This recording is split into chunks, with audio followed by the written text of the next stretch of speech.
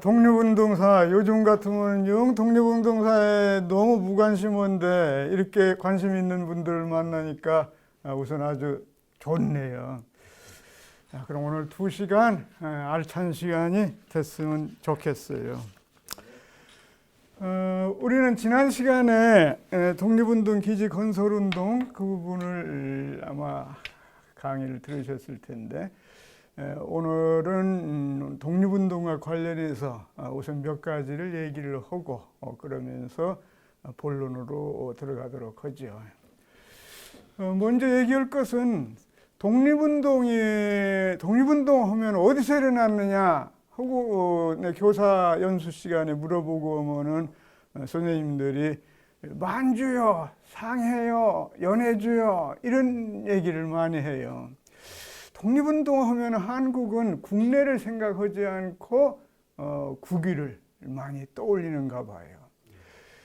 전 세계 어느 나라나 독립운동은 자기 사는 지역에서 하지 다른 데 가서 한다. 여러분들 인도 독립운동이건 베트남 또는 뭐 미얀마, 필리핀 어디든 간에 뭐 중동도 얘기할 수 있고 독립운동을 한다고 하면 자기 주민들이 사는 그 땅에서 하게 되는 거죠. 외국에 나가서 한다. 이런 건 아주 특별한 예의 빼놓고는 없어요. 근데 어째서 한국 하면은 독립운동 하면은 해외가 생각날까? 여러분들 한번 생각해 보셨어요? 너무 간단한 대답을 할 수가 있어요. 한반도는 지구상에서 비백인 제국주의가 지배했던 과거 유수한 그 독립국가, 유일한 지역이라고 볼 수 있어요.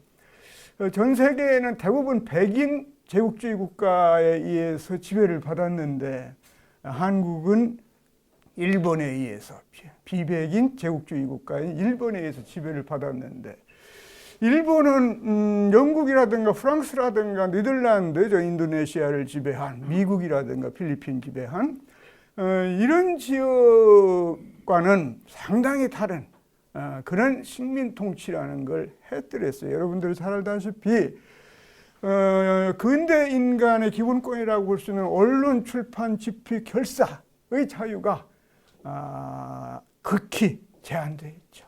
여러분들 간디라는 영화를 보고 우리나라 현실을 보고 하면은 저렇게 큰 차이가 날까 하는 걸 저절로 느끼게 되잖아요. 정치적인 활동은 더더군다나 친일 활동 빼놓고는 전혀 용납될 수가 없었고 더군다나 독립운동이라는 건 국내에서는 그러니까 지하투쟁만이 가능했죠. 또는 불법투쟁. 예컨대 제일 큰 독립운동은 사실은 국내에서 일어났잖아요. 3.1운동. 또는 60만세 운동이나 광주학생운동이건 그 밖에 여러 활동이 국내에서 일어났지만 그 자체들은 전부 불법 활동이에요. 어떤 집회, 시위 자유도 한국인한테는 주어져 있지 않았기 때문에 전부 다 불법으로 돼 있고 그래서 독립운동 공훈이 3.1운동이 제일 많아요.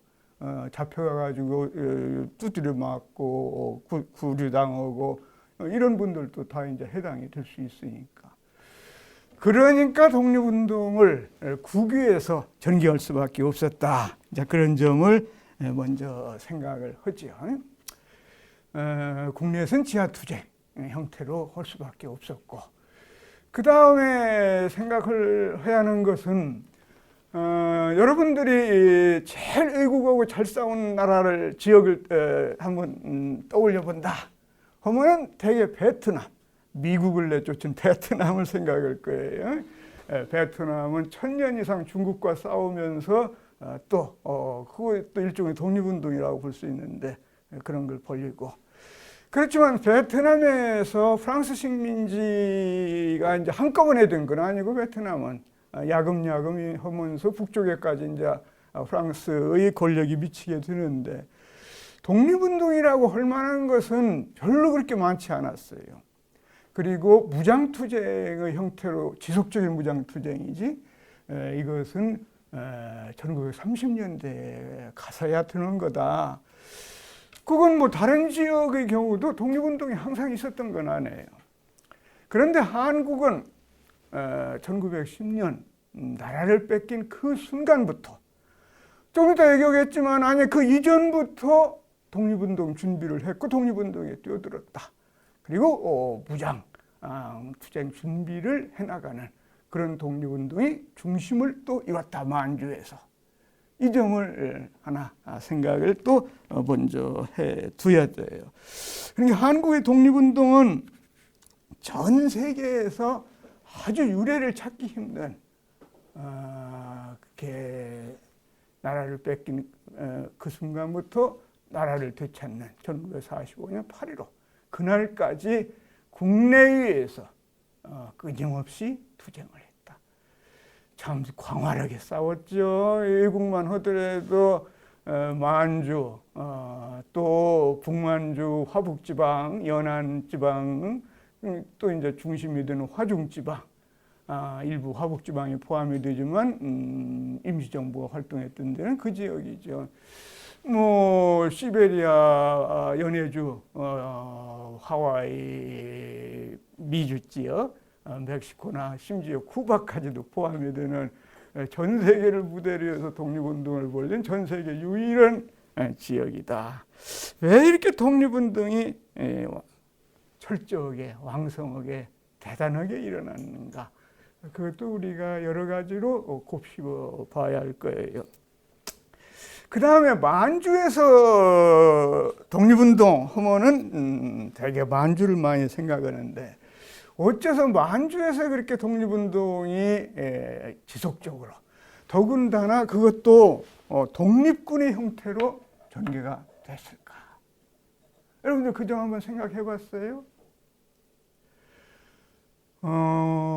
아까도 얘기했지만 외국에 나가서 독립운동 하는 경우는 드물고, 더군다나 외국에서 무장투쟁을 전개한다. 이건 아주 드물어요. 없는 건 아니죠. 베트남 공산당도 한때 화남지방, 중국의 화남지방에서 무장투쟁을 좀 그런 활동을 한 게 있어요. 그러나 우리처럼 지속적으로 그렇게 계속해서 무장투쟁을 한 지역은 없는데, 그것도 만주에서 주로 많이 했다. 어째서 그게 가능했을까? 이 점을 또 간단하게 살펴보야 신흥무관학교 간의 역사적 의미, 그것을 생각을 해볼 수가 있어요. 만주가 어떤 지역이었느냐? 여러분들 다 알다시피 대청제국, 오늘날의 대중국이라는 저 넓은 땅에 가능했던 건 청나라가 있었기 때문인데, 뭐 신강 지방이라든가 티베트 지역이라든가 이게 중국의 영토로 들어간 것이 그렇게 역사가 오래되지 않아요. 하여튼 간에 이 대청제국을 세운 건 여러분들이 잘 알다시피 만주에 있는 여진족이에요. 이 만주 여진족이 여진 족속들을 거의 다 끌고 만리장성 넘어서 산해관 내 안으로 들어갔는데, 그러니까 주력은 글로 간 거죠. 중국을 통치해야 하니까. 3, 4억 인구나 되는 그만한 사람들을 지배하려면은 군대 숫자, 8기로 대표되는 군대 숫자라든가 여러 인력이 필요하다 이 말이에요. 그러니까 만주인들을 글로 대거 끌고 가고, 일부 만주인이 이 만주에 남았어요.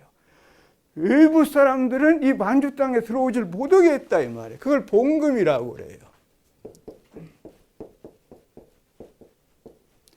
일체 조선인이건 또는 한족이건 다른 족속들이건 만주 땅에는 들어가는 게 엄격히 금지되어 있었어요.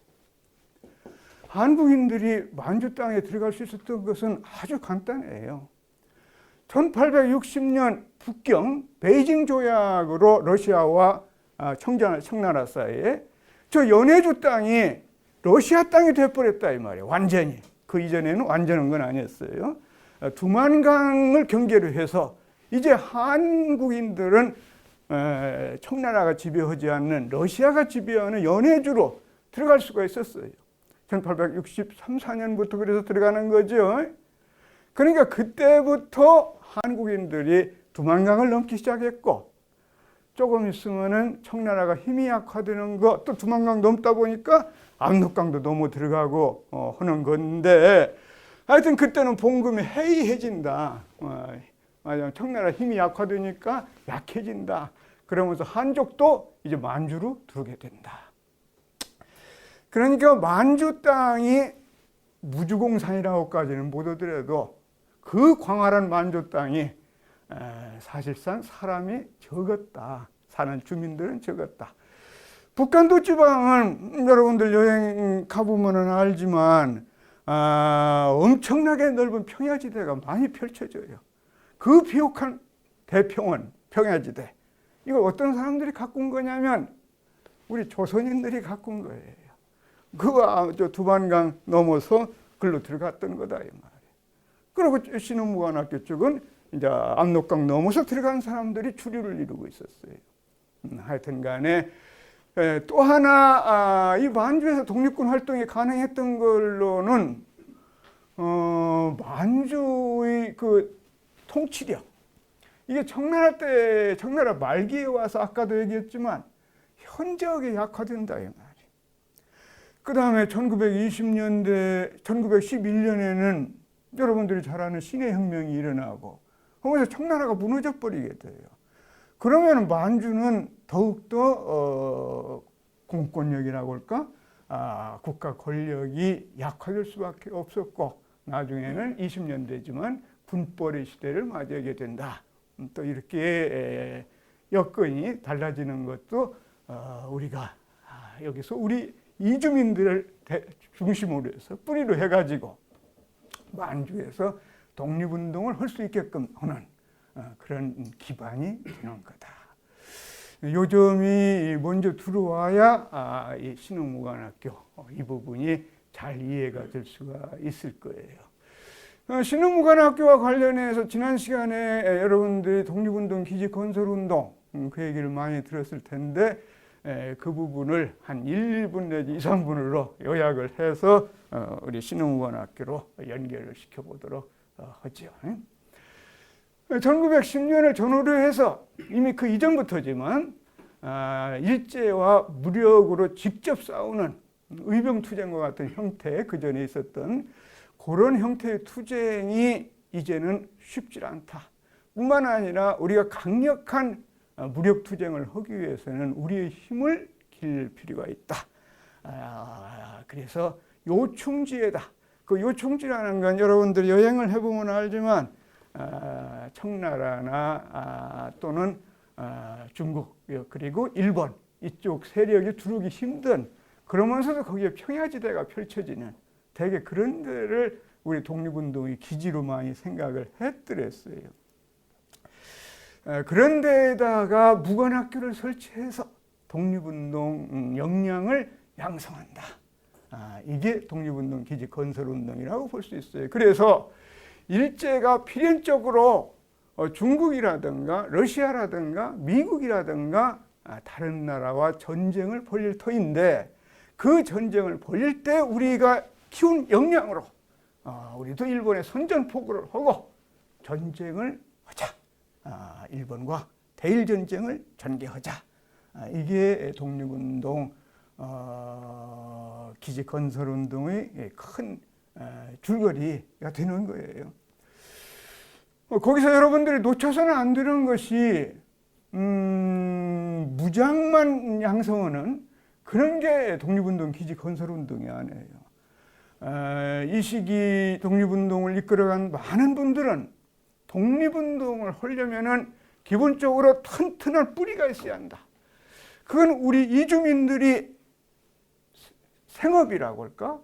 이런 것을 튼튼하게 갖춰야 한다. 아까 평야지대가 많다고 했는데 그것도 그와 연결이 돼요. 그 당시까지는 사람들이 이용하지 않던 평야지대지만 지금은 가보면 그렇게 광활한 한반도에서는 찾아보기 어려운 엄청난 평야지대가 몇 군데 펼쳐져 있죠.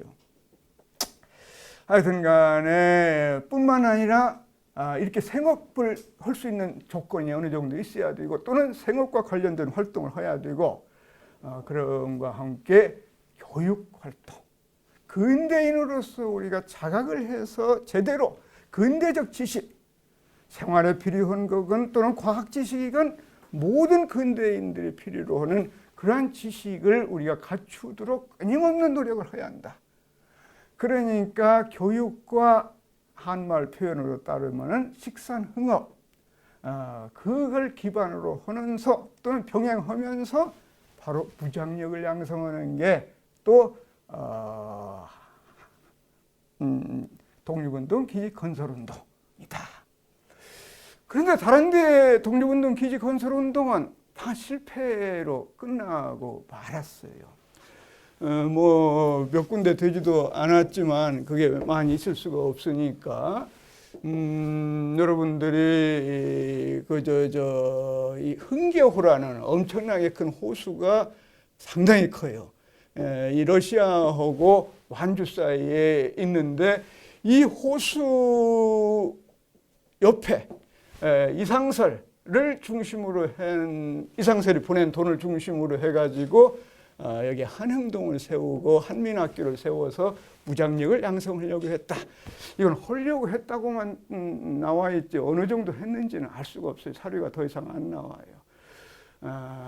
그 지역을 가봐도 하여튼 간에 좀 뚜렷한 자취는 찾아보기 어려워요. 이것도 러시아와 중국의 국경선 지대인데 이 한흥동 넘어서 보면은 밀산이라는 이름하고 다르게 엄청난 큰 평야, 우리나라 호남평야가 저리가란을 그보다 훨씬 크다고 볼 수 있는 평야지대가 펼쳐지고 있어요. 그래서 안창호도 이 근처에서 이 농업 무슨 활동을 벌려보려고 한 적이 있었죠. 그 다음에 또 제일 많이 얘기 드는 것이 왕청현 라자구에 있는 그런 무관학교예요. 이건 이동희 장군 독립운동 하면은 가장 먼저 떠오르는 분 중에 하나가 이동희 장군인데 바로 이동희 선생이 무관학교 장이 돼가지고 여기에서 생도들을 양성하려고 했더랬어요. 나는 거기를 가봤지만 그 그 뒷벽에서 일종의 굴 비슷한 게 있는 것까지는 못 봤는데 저 전시관 지금 방금 전에 봤더니 그 사진이 있네요. 이 나자구라는 데도 참 드넓은 평야지대, 여기를 들어가기는 힘드는데 이 북간도에서도 이 안으로 들어가기는 힘든데 들어가 놓으면은 그렇게 넓은 평야가 펼쳐져서 우리 이주민들을 대거 이리로 끌고 가서 여기에서 무장력을 양성하려는 독립운동 기지를 건설하려는 그런 활동을 1년도 채 안 되는 걸로 끝나고 말하는 것은 바로 일제가 간변에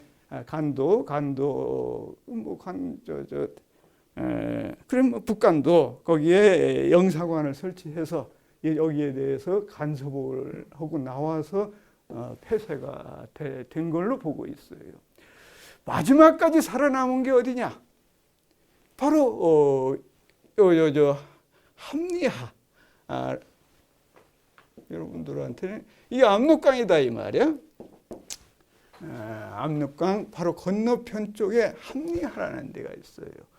이 합리화 쪽에서 가장 오래 존속하는 그런 학교가 있었는데 바로 이게 신흥무관학교로 우리 한국인 사이에 원래 중국 관한에 제출한 문서에는 이게 신흥강습소지만 왜냐하면 한국에 무관학교를 세운다고 하는 건 중국으로도 용납할 수가 없죠. 그러니까 강습소로 등록을 해놓고 실제로는 아까 얘기한 교육과 그 다음에 무관 교육, 군사훈련을 동시에 해내는 그런 무관학교가 이제 여기에 세워지게 돼요. 그러면은 이 신흥무관학교는 왜 그렇게 장기간에 걸쳐서 존속했고 다음 시간에 이준식 관장, 이준식 박사가 자세하게 또 얘기하고 그 다음 시간에도 얘기할 그런 독립운동, 엄청난 독립운동의 그 큰 힘이 여기에서 많이 나왔느냐, 이것도 왜 그렇게 많은 연관이 지어지느냐, 이런 부분들을 이해하려면은 이 중심 역량이 어디에 있었느냐, 오늘 우리 주된 제목이기도 하죠. 이 부분을 이제 여러분들과 함께 살펴보도록 하지요. 신흥무관학교와 관련해서 첫 번째 잊을 수 없는 인물이 있어요. 이회영, 우당 이회영 이분. 이상설 이회영은 참 소시적부터 잘 알고 지냈고 굉장히 깊은 그런 우정을 가지고 있는 분들이었지만 1905년 을사조약, 을사늑약 때부터 이분들은 강한 항일투쟁으로 나갔어요. 그러면서 국내에서는 독립운동, 일종의 독립운동인데 그것도 전개하기가 쉽지 않으니까 그 역량을 키우는 활동을 해외에서 해야 한다. 해외에서 하는데도 제일 교통면에서나 우리 이주민들이 많이 살고 한 그런 지역으로 가자. 그래서 북간도 쪽에다가 서전소속을 세우게 되는 거죠. 그런데 서전소속 세운 다음 해쯤 거기에 아까 얘기한 일본이 간도 영사관을 이제 세우게 되면서 위협을 받게 됐고, 그와 함께 이상설 이회영은 저 헤이그에서, 저 뒤에 가면 또 헤이그 사진도 있어요. 헤이그에서 만국평화회의가 열리는데 거기에 대표로 우리가 가야 한다.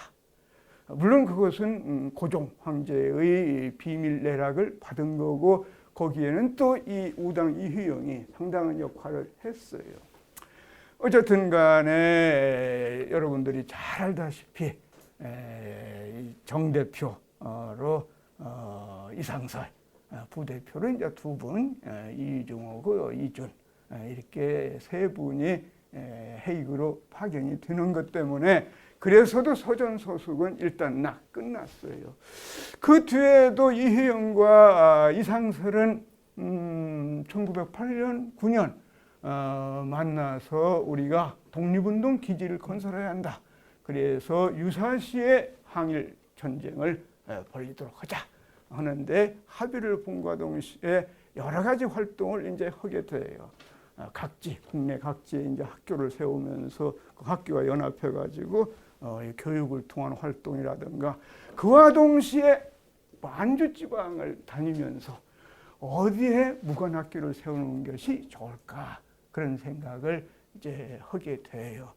이회영, 이동영 이런 분들이 일찌감치 개나리고찜 하고서 압록강을 넘어서 그 어딘가로 이제 하려는 건데, 그 장소는 사실은 그 전에는 김구도 와본 적이 있고, 또 의병 이 양반 깜빡 잊어먹고 그분도 거기에 와서 의병 투쟁과 관련한 그런 장소로 꼽았던 지역이 있었어요.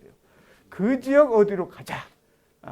삼원포를 중심으로 해서 이제 펼쳐지는 그런 조선인 이주민들, 그리고 독립운동이 되는 거지만, 그런 것들을 꼽고 있으면서 나라가 망한 그 순간에 1910년 8월 27일 이제 일제가 한반도를 강점하게 되잖아요. 그때부터 8월 29일이구나. 그때부터 이제 바로 구체적인 작업에 들어간다. 여기서 제일 중요한 역할을 한 사람들이 이회영 육형제라고 볼 수 있어요. 이 이회영 육형제 중에서 여러분들이 쉽게 떠올릴 수 있는 사람도 있어요.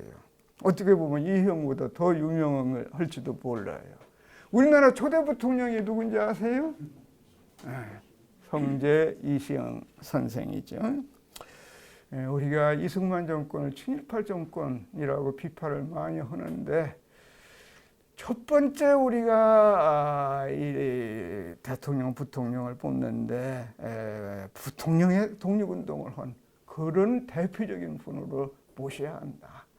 김구 쪽은 이제 통일정부를 요구하니까 그건 안 되고 해서 그래서 모셔진 분이 성제 선생이다. 뭐 그렇게 생각할 수 있겠네요. 그분보다 어떤 면에서 실질적으로 더 중요한 역할을 한 분이 누구냐면은 둘째 형이 되는 이석영이라는 분이에요.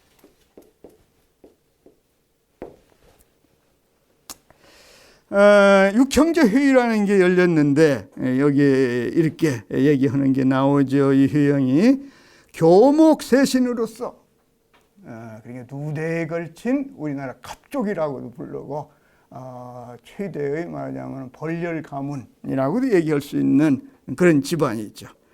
대의를 위하여 죽을지언정 외정 밑에서 노예가 되어 생명을 구차히 도모할 수는 없지 않겠습니까? 라고 다른 형제들한테 육형제 회의 때 이희영이 얘기한 걸로 이관지 책에 나와요. 이 부분에 대해서 육형제는 역시 육형제답게 흔쾌히 그렇게 그런 거 해야지 하고 첫 번째 형인 건영에서부터 쭉 마지막 효영에 이르기까지 찬동을 했더랬어요. 이석영이가 왜 그렇게 중요하냐라는 건 조금 이따 또 얘기를 하겠지만 교목세신이다. 우리나라에서 최대 벌열 가문 중에 하나가 이 집안이었다. 어째서 그렇게 유명한 집안이냐? 여러분들 저 백사 이항복 그분은 아마 되게 다 알 거예요. 조선시대 영의정, 좌의정 뭐 누구누구 유명한 사람 꼽을 수 있는 사람들이 있겠지만 가장 우리 민간인 사이에 이름이 많이 나 있는 분은 오성부원군 백사 이항복이라고 볼 수도 있어요. 내가 꼬맹이 때 오성과 한음이라는 책을 참 재미나게 읽었는데 그러고 중학교 책인가 보니까 시조를 배울 때 우리가 교과서에서 바로 이 백사 이분의 시조가 실렸죠. 임금한테 옳은 소리 하다가 결국은 저 머나먼 노인네가 북청지방 함경도 그 끝없는 지역으로 쫓겨나가는 귀양살이를 하게 되는 그러면서 읊은 그 시조 그것이 국어책에 실렸는데 지금은 있는지 없는지 모르겠어요. 이 영조 때에도 이쪽으로 영의정을 지낸 유명한 분이 있기는 있어요. 여러분들은 뭐 별로 들어본 적이 없겠지만 이종성 그분도 일화가 참 많은 분인데 하여튼 간에 한미 이렇게 조미 수조약을 체결하는데 초기에 중요한 역할을 한 또 한 사람이 있어요. 이유원이라고 해서 이홍장하고 가깝게 지내면서 우리나라 쪽에서 대원군 때부터 미국이 털고 우리나라와 국교를 트자고 하는데 이게 맞는지 틀리는지 좋은지 어떻게 했으면 좋을지 이걸 이제 이홍장한테 문의를 할 때 그것에 대한 한국적 파트너가 바로 이유원이에요. 이유원도 영의정까지 지낸 대단한 사람인데 이 이유원이가 여러분들 그 양주라고 서울 근교에 바로 양주가 있잖아요. 지금은 대부분 서울 땅으로 들어왔지만 여기에서 이 양반의 땅을 밟지 않고 지나다닐 수가 없다. 그런 얘기가 나올 정도로 이 양반 땅이 많았어요. 근데 이 양반은 자기 자식이 없었기 때문에 이 석영이를 양자로서 드리게 되고 그래서 이원이가 죽자 그 많은 재산을 이석영이 차지함으로써 우리나라 최고 재산가 몇 명 중에 한 명으로 꼽히는 그런 인물이 됐더랬는데 이 양반이 바로 독립운동의 육형제 중에 어느 누구보다도 이희영에 적극적으로 찬동을 해준 참 대갓집에서 어떻게 이런 사람들이 나오냐. 왜냐하면은 우리나라 벌열 가문이라고 하는 유명한 명문 집안들이 고종 때가 이제 마지막 시기니까 그때까지 몇 개가 있어요. 노론이 한국을 200년간 지배했다라고 하는 노론 대가문을 포함해서 소론의 몇 개 가문 그 두 개밖에 다른 건 뭐 힘이 없었으니까 있는데 어느 대가문에서도 친일파 활동은 했지만 독립운동에 뛰어든 사람은 약간밖에 없어요. 집안으로 뛰어들었다 이렇게 얘기할 수 있는 사람은 이 육형제 여기밖에 없어요. 그래서 월남 이상제 선생은 이렇게 얘기하는 걸 볼 수 있다 이 말이에요. 육형제 절이는 참으로 백세청풍이 될 것이니 우리 동포의 가장 좋은 모범이 되리라. 이렇게 이상제가 얘기할 만큼 참 명문가에서 모든 걸 버리고 이 사람들이 얼마나 나중에 헐벗은 생활을 하느냐. 굶주리다 죽기도 하고 참 비참한 죽음을 맞는 형제들도 있어요. 그런데 그렇게 모든 걸 감수해내겠다. 이게 어떻게 가능하냐. 그런데 이건 여성도 그랬던 점이 있어요. 1910년 나라를 뺏기고 12월 30일 압록강을 건널 때 그때 그 이휘영의 부인 후추지만 이윤숙 여사가 자기 글에 써놓은 게 있어요. 앞길의 곤란과 위험이 수백 배일지라도 적의 호구, 일제죠. 일본 손하고 적의 호구를 벗어나니 가의 광명천지가 열린 듯한 감이 새로웠다. 이렇게 이분이 감의를 얘기한 게 있어요. 대소가 60여 명이 떠났다는 기록도 있고 40여 명이라고도 하는데 어쨌든 육형제 그 부잣집이 떠나니까 대단했겠지. 다 이렇게 이윤숙 여사와 같은 마음은 아니겠지만 하여튼 간에 여성들도 남성과 함께 남성의 그 주장에 흔연히 뜻을 맞추는.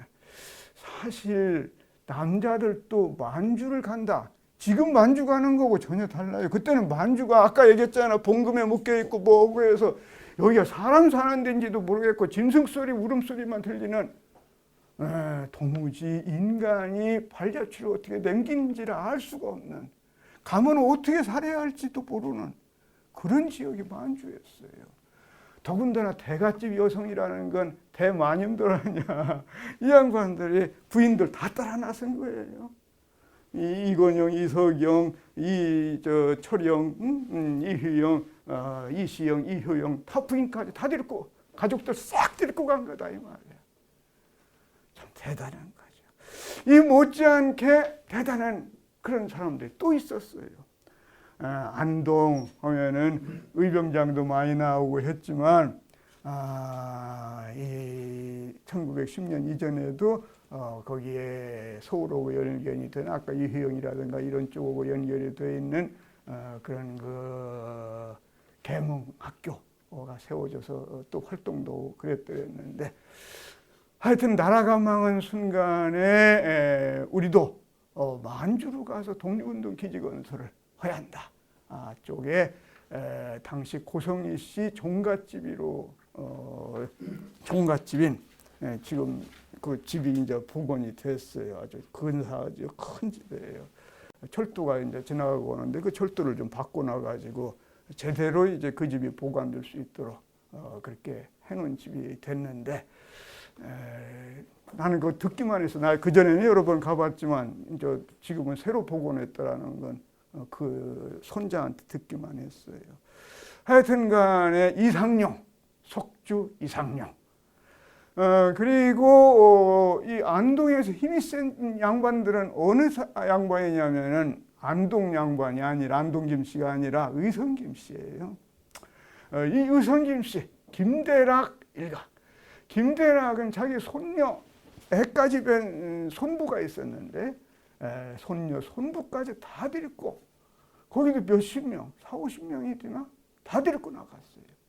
물론 김대락하고 이상용은 또 그 사돈간이에요. 하여튼 간에 이렇게 안동에서도 대거 이 집안 말고 다른 몇 개 집안이 또 떠나고 나중에는 김동삼 일가도 다 떠나게 되고 안동에서. 그 외에도 아까 얘기한 이동영, 이장영 사촌가인데 이분들이라든가 윤기섭이라든가 김창완이라든가 여러분들이 이 서간도 지방 떠났다 했어요. 조금 있으면 허위 장군, 의병장으로 아주 유명한 분이죠. 이 허위 이분의 가족들도 허위가 이제 잡혀가지고 처형당하잖아요. 그러면서 그 가족들이 이제 조금 늦게 12년, 13년에 이 서간도로 또 대거 선산 구미에 살던 분들인데 솔가해가지고 오게 되는 걸 볼 수 있어요. 그러니까 요약해서 얘기하면은 신흥무관학교를 세우게 되는 핵심적인 인물들이 대단한 사람들이었다.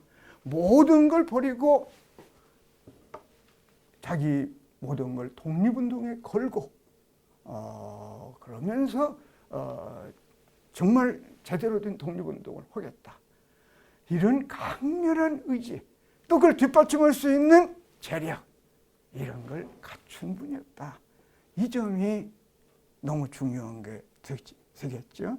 그게 중요한 영향이 될 텐데 사실은 이거 못지않게 또 중요한 게 있어요.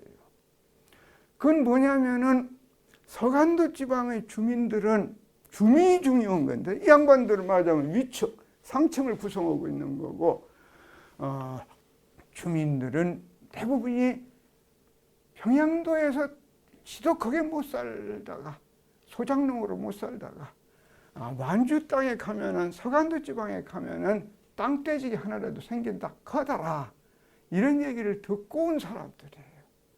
이분들이 실질적인 이 기반을 이루고 있는 분들이다 이 말이에요. 근데 이분들이 이 농민들이라는 게 대단해요. 어디서나 중국 혁명도 농민이 이뤄낸 거지만 하여튼 간에 농민은 싸우겠다고 하면 배반하는 일이 별로 없어요. 다른 계층하고 좀 달리 이분들도 신흥무관학교를 마지막까지 지켜주는데 사실은 기둥적인 역할을 했다. 바로 이 가난한 소작농들이 이 점을 잊어서는 또 안 될 거예요. 그러면서 이 지역의 독립운동, 기지 건설운동을 이끌어갈 수 있는 결사 또는 자치조직 이걸 해나가게 돼요. 맨 먼저 만드는 것이 경학사, 나중에 만드는 게 부민단, 그리고 3.1운동 이후에는 한족회라는 거대 조직으로 서간도를 묶어놓는 게 된다. 경학사는 상층, 아까 지금 쭉 얘기한 그분들이 중심이 돼 있어요. 부민단은 그게 아니라 1915년경에 조직이 되는데 이 유하연 일대, 상원포 일대의 독립운동, 뭐 꼭 독립운동하고 연관 안 시켜도 돼요. 거기에 상당히 많은 조선인들이 이주해 왔는데 그 사람들이 자치조직이다. 그렇게 생각하면 되죠. 그게 이제 3.1운동 이후에 아주 열띤 분위기, 새로운 참 눈앞에 보이는 엄청난 그런 그 새로운 사회를 꿈꾸는 그런 분위기 속에서 만들어지는 게 이제 한족회다. 일단 그렇게 정리를 하고 가지요. 이 신흥무관학교를 만들게 되는 데는 경학사, 이게 중요한 역할을 하게 돼요. 경학사는 이렇게 얘기를 하고 있죠. 실업으로 경제적인 실력을 쌓고, 그러니까 실업이 꼭 들어가요. 이 사람들한테는 주로 이제 농업이 될 수밖에 없지. 서간도에서는 독립정신을 고취시키며 근대 교육과 군사훈련을 시킨다. 이게 경학사의 주된 목적, 활동 내역이다. 그렇게 얘기할 수가 있습니다. 이 사람들이 이 출범을 하면서 어디에 보이냐? 대고산이라는데 추가가 대고산에 보여요. 그 대고산 사진도 저기 보면 꽤 큰 사진, 가로는 1m가 더 넘대. 오래간만에 보니까 저기 대고산인가 하는 생각이 들기는 합디다만 하여튼 그 대고산에서 그야말로 민주적인 주민회의 비슷하게 대표회의를 연 거예요. 거기에서 신흥무관학교를 세우자라는 것까지도 얘기가 되지 않았을까 싶어요. 이 경학사 조직에 들어가면서. 맨 처음에 신흥무관학교는 추가가, 지금 얘기한 추가가는 이휘영 일가들이 사는 데예요. 상원포가 이제 거기서 몇십 리 떨어져 있는데 거기가 주진 조선인들이 사는 데고. 어쨌든 간에 추가가에 이시영이가 맨 처음에 세웠던 걸로 얘기가 되고 있어요. 어쨌든 이 학교는 허름한 창고 같은 데에서 이 교육과 군사활동, 군사교육을 좀 시켰기 때문에 교관들은 대단한 분들을 무당 이휘영이 모시고 왔어요.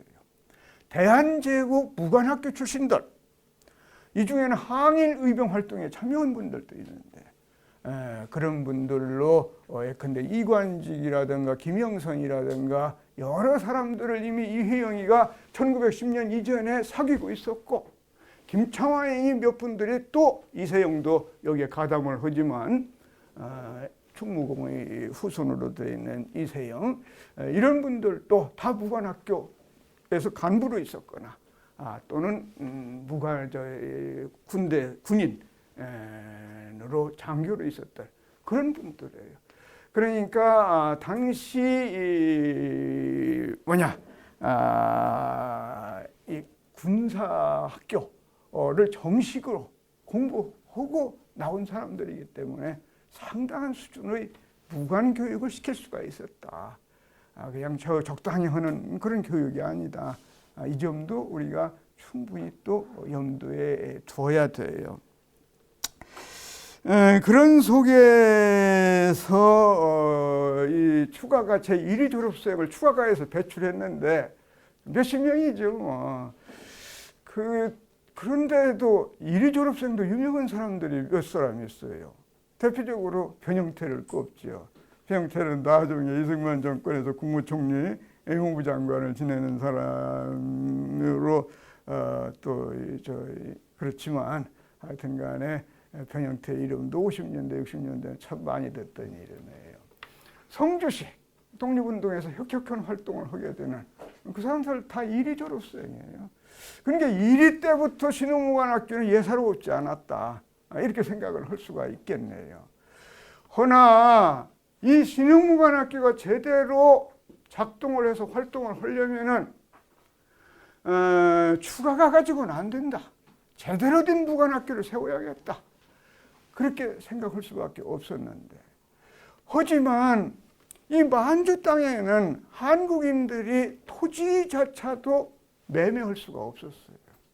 그게 굉장히 제한되어 있었다 이 말이에요. 왜냐하면은 만주에 사는 한족들, 관원들 이쪽에서 한국인이 들어오는 걸 원치도 않았고, 한국인들한테 토지 파는 것을 금하다시피 했어요. 금지였어요, 사실상. 사기가 아주 힘들었어요. 이 경제들이 엄청나게 이제 바리바리 싸들고 들어오게 되면서 그 주민들이, 거기에 살던 주민들이 깜짝 놀라서 이거 어떻게 되는 거야? 큰일 나는 거 아니야? 이런 두려움, 경계심. 조선인도 만주에 사는 사람들 몰랐지만 만주 사람들도 우리 조선인들을 알 택이 없었어요. 두려움이 있을 수 있다 이 말이에요. 관원들은 그보다 더 큰 두려움이 있어요. 일본 침략 세력이 조선인들 독립운동 그 문제를 트집 잡아서 한국으로 올지 모른다. 여러분들이 김산 아리랑을 읽어보면은 한국인은 3개 내지 4개의 조국이 있다. 어디에도 한국인을 환영하는 지역은 없다. 한국인은 골짜기마다 피를 흘려가면서 죽어가고 있다. 자유를 위해서 이런 얘기를 쓰고 있는 걸 볼 수 있어요. 만주에서건 어디서건 한국인을 반기는 사람들이 아니었어요. 왜냐하면 일제 일본인들이 한국인 따라서 개입해 들어올 수가 있는 거거든. 그리고 어쨌든 맨 초기에는 한국인들 어떻게 되는 거야 저거, 이런 두려움을 또 가질 수도 있었거든. 그래서 이혜영이가 또 나섰어요. 써냥 심양에 있는 총독을 만났는데, 총독으로는 안 된다. 땅도 안 해줄 수가 없고 그렇다. 그래서 바로 이희영은 어디로 갔냐? 북경으로 갔어요. 이희영으로는 참 운 좋게 당시 중국의 최고 수장은 누구였냐면 원색의 대총통이었어요. 여러분들이 중국 신해혁명 얘기를 좀 아시겠지만 원래 원색에는 일종의 총리 대신이었는데 이 대청제국 마지막 총리 대신이지. 그 서태후 이후에 이제 되는 거지만 하여튼간에 만주 사람들이 그 원색을 안 세우려고 했지만 할 수 없이 그렇게 됐어요. 그 무력을 갖고 있는 사람이기 때문에 어쨌든 손문 쪽이 바로 무안에서 일어난 봉기에 협력해가지고 중화민국을 선포했지만 그러나 실질적으로 중국 전체를 장악하는 데는 어려움이 있었고 화북지방, 북부지방에는 강력한 원색의 세력이 있었다. 그래서 원색이한테 대총통을 주는 거 아니에요. 참 그 점에서 손문도 대단한 사람이라고 얘기들 하지요. 하여튼 간에 원색에를 그래서 이희영이 찾아가게 돼요. 왜 그럼 원색에는 이희영하고 아는 사이였느냐? 이유는 또 아주 간단해요.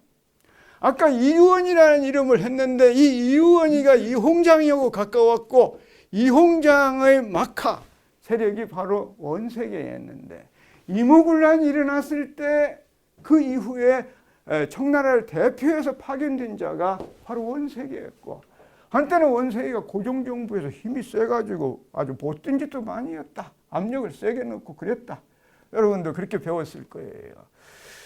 이 원색이가 심심한데 한국에서 만날 수 있는 사람이 별로 없다 이 말이야. 그런데 이 이유원 이쪽으로 해가지고 바로 이희영 형제들 그 집안 그쪽으로는 가깝게 지내는 이유원이 있으니까 그렇게 돼서 이희영과도 이희영 형제들이기도 하지 얼굴을 트고 지내는 사이였다. 그래서 이희영이가 단판을 져가지고 우리가 무엇을 해야겠어, 땅도 좀 줘야겠어 하니까 특별히 사자 한 명을 붙여줘요. 이 자를 총독한테 데리고 가라. 그러면서 이제 선양 총독 또 이제 이건 뭐 원색이가 내린 명령이니까. 그러나 중국 정부로서는 한국인들이 문제가 돼서는 안 된다고 생각했어요. 그건 이희영 이쪽 신흥무관학교 세력도 마찬가지였어요. 그래서 가장 적합한 땅을 찾자 하면서 찾은 게 합리하, 아까 얘기한 합리하라는 데예요. 지금은 합리하도 마음대로 못 가요. 예전에 처음 중국 갈 때는 마음대로 다녔는데 요즘은 만주 지역은 특히 못 가는 데가 많잖아요. 그 중에 하나가 합리하인데 어쨌든 간에 합리하는 여러분들 저기 사진 하나가 있는데 그건 합리하 전체를 찍으면 훨씬 합리하가 왜 이렇게 중요한가 알 수 있는데 그건 그 사진이 아니고 옥수수 사이에 있는 그 뒤에 있는 땅 이게 옛날에 신흥무관학교 터다라고 얘기하는 나도 3번인가 가봤지만 그게 긴지아인지는 확실치는 않으나 제일 가능성은 커요. 이 합리하라는 데는 이렇게 팽 둘러서 해자처럼 물이 흘러요. 그러면서 이 안에 공터가 꽤 큰데 여기에 상당히 좋은 그런 활동을 할 수가 있게끔 돼 있어요. 그 다음에 합리하 남쪽으로는 압록강이 그렇게 멀지는 않지만 아주 험지기 때문에 압록강을 건너 압록강 쪽으로 들어가기가 거의 불가능해요. 한국인들이 안 다니고 그렇게 될 수밖에 없다 이 말이에요. 그러니까 이 합리하에서 외부로 빠져나가려면은 광화라는 데를 거쳐서 북쪽이나 북서쪽 이쪽으로 빠져나가는 길밖에 없어요. 80리, 100리 길을 나가야 있다 이 말이에요. 그러니까 아주 험지면서 요지인데 외부와 차단이 된 지역이다. 일본 쪽에서 알아내기가 굉장히 힘든 지역이고 중국인들로부터 차단됐다. 단 하나 문제점이 있다면은 조선인들이 경제적인 기반을 대줘야 하는데 조선인들이 많이 사는 삼원포라든가 몇 군데는 합리화에서 꽤 떨어져 있다. 그러나 하여튼 간에 열성적으로 도와주죠. 굉장히 열성적으로 도와줍니다. 어쨌든 간에 그래서 합리화에 새로 근사한 그러한 무관학교를 세우고 이게 1920년까지 장기적으로 계속되는 걸 볼 수 있어요. 여러분들이 김산 아리랑 본분 한번 손 들어보세요. 몇 분들 역시 그 책은 한 번은 꼭 좀 읽어보세요. 꼭 좀 읽어보세요. 이 아리랑에 보면 이렇게 쓰여져 있어요. 교실이 18개나 되는데 큰 병영사가 세워졌고 각 학년별로 널찍한 강당과 교무실이 있었고 내무반 내부에는 사무실, 숙직실, 편집실, 나팔반, 식당, 취사장, 비품실 이런 게 갖춰져 있었다. 그러니까 무관학교 그리고 중등교육학교로 손색이 없었다. 이 양반이 쓴 글 말고 다른 글에도 비슷하게 나와요. 그리고 그 터를 가만히 보면 아까 얘기한 그쪽에서 저 산비탈 쪽으로가 이제 있었다고 하는 터인데 뭐 세울만 하겠다. 문제는 비용이에요. 이석영이 이혜영 6형제가 자기들 전 재산을 다 팔아가지고 그게 어떻게 두세 달 만에 다 팔았느냐. 아마 싼 가격으로 팔은 모양이에요. 어쨌든 간에 이석영이는 3, 40만 원을 쥐고 있었어요. 그 돈의 대부분을 지금 얘기한 이 건물 짓는데 투입을 했다. 그렇게 얘기를 하고 있어요. 나중에 이석영이는 굶어 죽다시피 하는 분입니다. 그런데 이렇게 대단한 참 키는 쬐끄만 6형제가 키가 다 쬐끄만해요. 이시영 선생 여러분 본 적 있어요? 아주 쬐끄만한 분이에요. 하여튼 간에 이 작은 분들이 어떻게 이렇게 담대할 수가 있는지 나는 참 놀라워요. 굉장한 분들입니다. 물론 다른 쪽에서 돈은 좀 보탰어요. 그러나 압도적으로 큰 돈은 이석영이 호주머니에서 나왔다. 이때부터 본격적인 무관교육 그리고 중등교육, 주민과의 연결활동 이런 여러 가지를 하게 된다. 이 신흥무관학교 생활이 얼마나 힘들었느냐라는 건 뭐 얘기할 바가 못 되죠. 그 당시 먹고 사는 것 자체가 얼마나 힘들 때인데 더군다나 여기에는 기백 명이 모여서 훈련을 받는데 몇백 명이 그 사람들이 참 제대로 뭘 먹는다.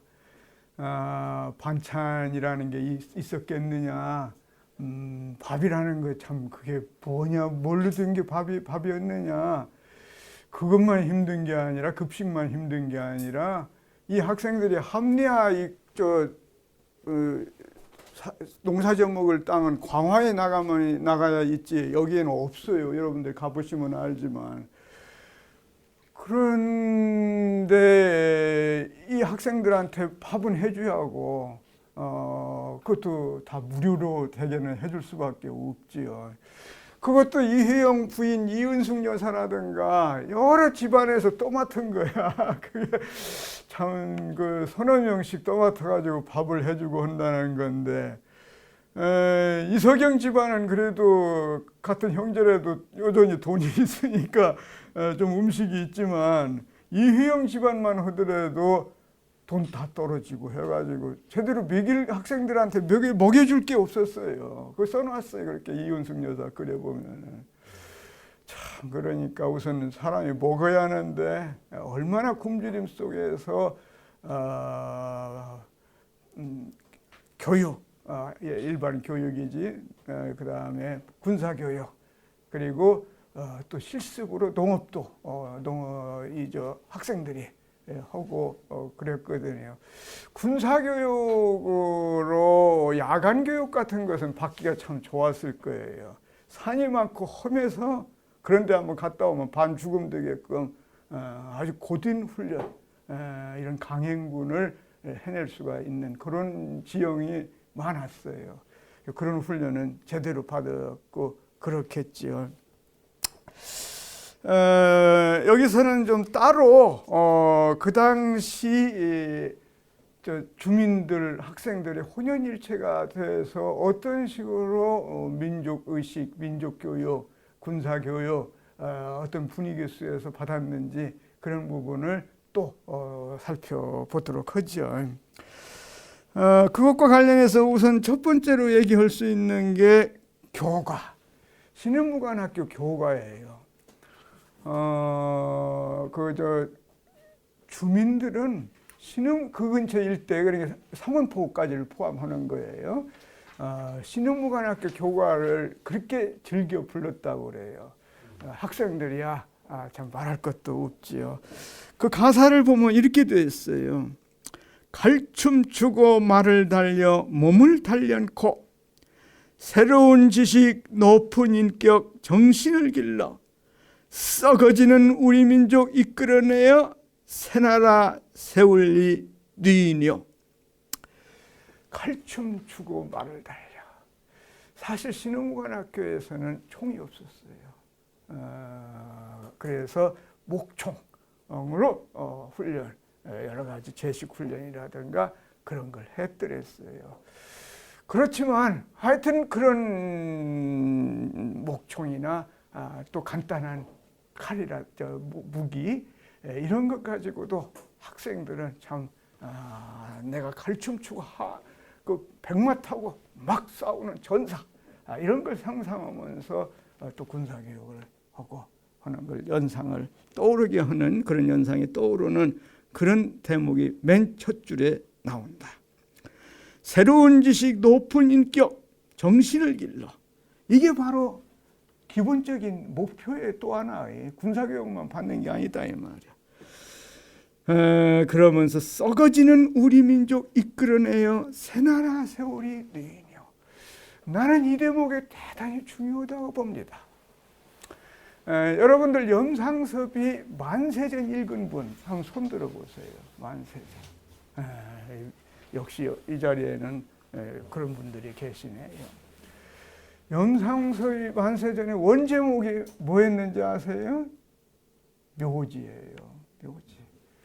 염상섭이 작품이 평가를 받는 것들이 여러 개 있지만 나는 만세전 하나는 어떤 역사책보다는 또 뛰어난 역사책이다 라는 걸 항상 강조합니다. 만세전은 이름 그대로 아주 간단합니다.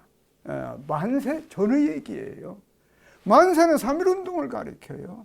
그 전에 일어난 한국의 상황, 한국이 어느 만큼 무력하고 썩어 문드러진다 할까?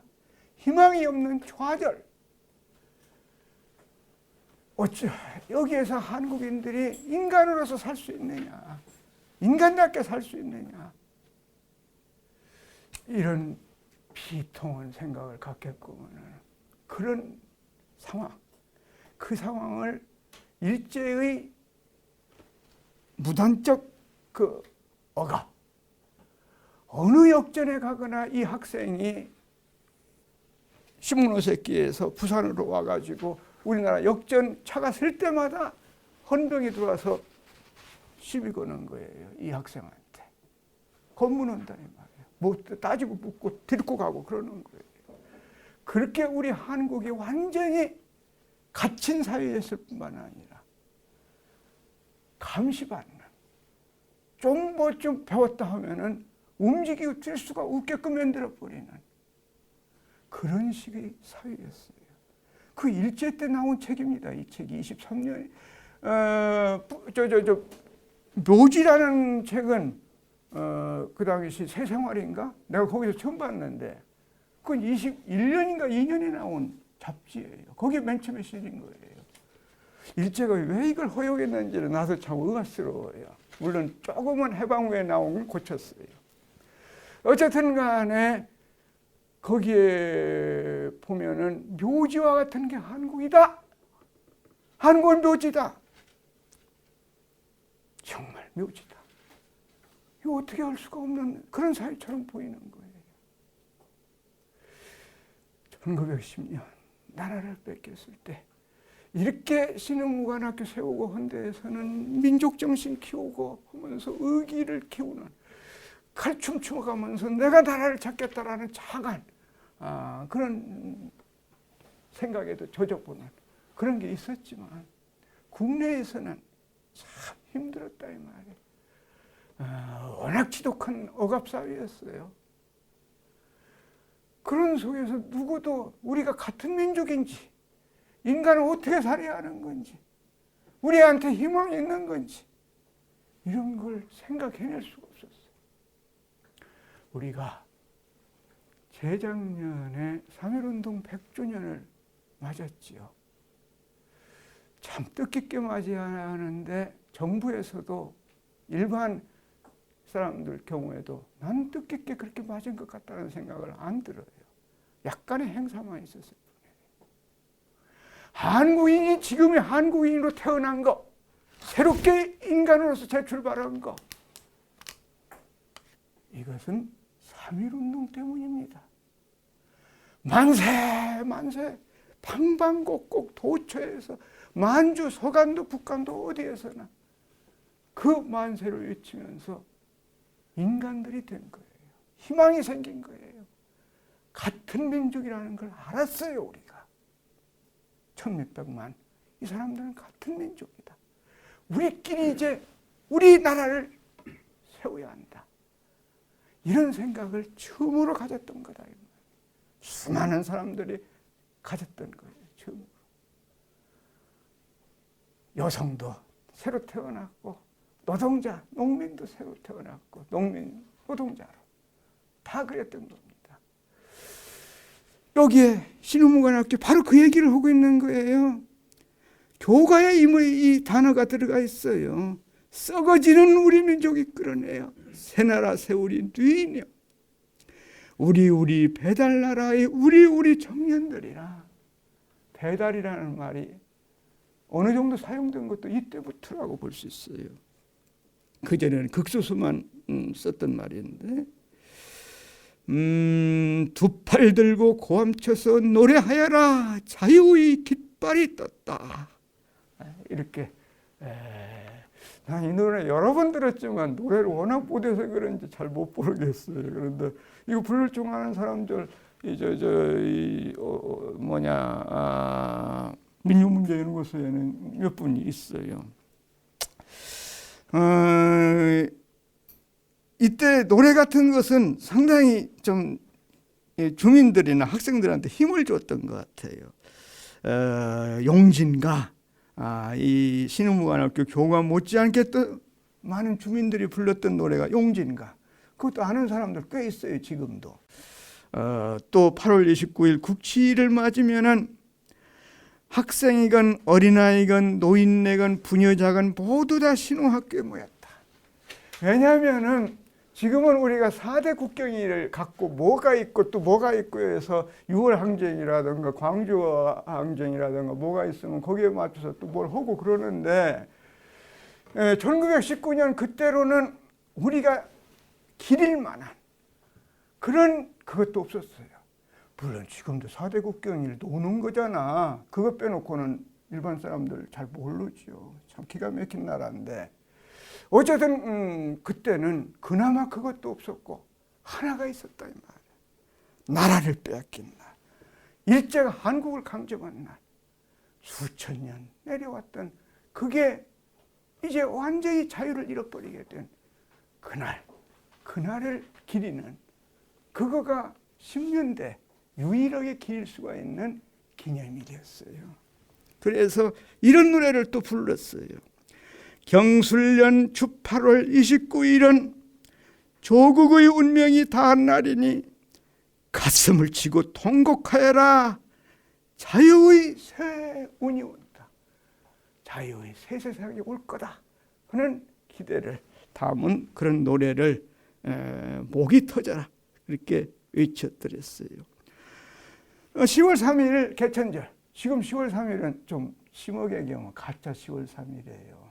왜냐하면은 이 개천절과 관련된 단군에 관한 기록에 나와 있는 데는 전부 음력으로 되어 있어요.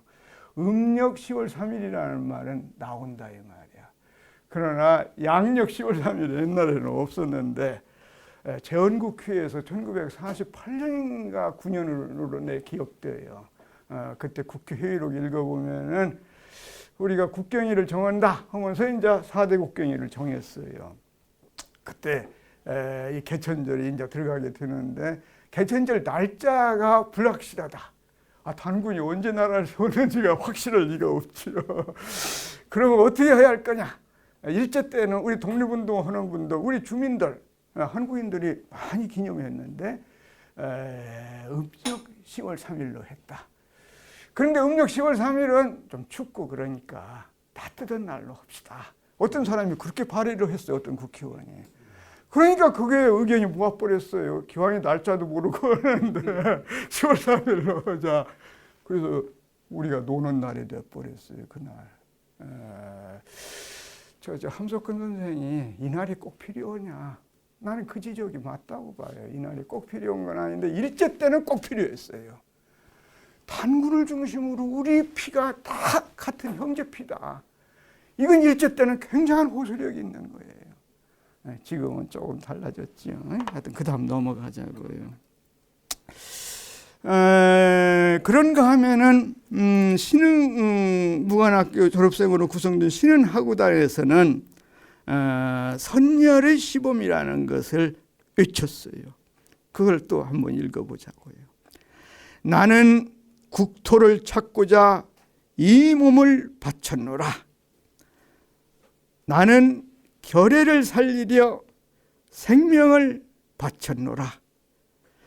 나는 조국을 광복하고자 세상 일을 잊었노라. 나는 뒤의 일을 결애에게 맡기노라. 너는 나를 따라 국가와 결애를 지키라. 우리가 50년대 이승만 정권이 우리의 맹세 3가지를 꼭 이라고 했어요. 조의 시간에 그걸 외웠는데 앞에서 누가 하면은 그걸 뒤 따라서 하고 그랬어요. 좀 뭐한 거죠. 하여튼 간에 그런데 이 일제 때 신흥하구단이 이렇게 외친 건 큰 의미가 있습니다. 그 내용도 얼마나 참 가열차다고 할까. 각오, 대단한 각오 결단 이걸 얘기한 거잖아요. 이 신흥하구단을 알아야 됩니다. 뭐냐면은